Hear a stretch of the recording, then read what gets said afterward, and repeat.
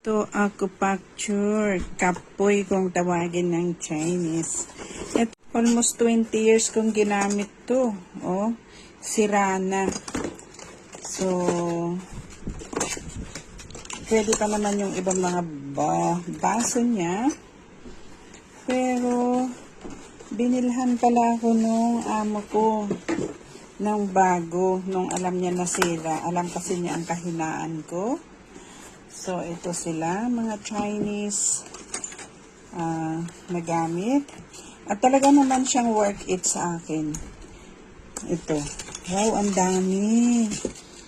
Thank you naman, Madam Karen, dito sa binili mong regalo sa akin.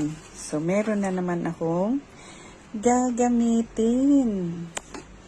O, yan o. Kasi ito ang sira nung dati ko. Tsaka may yung magnet. Yan o.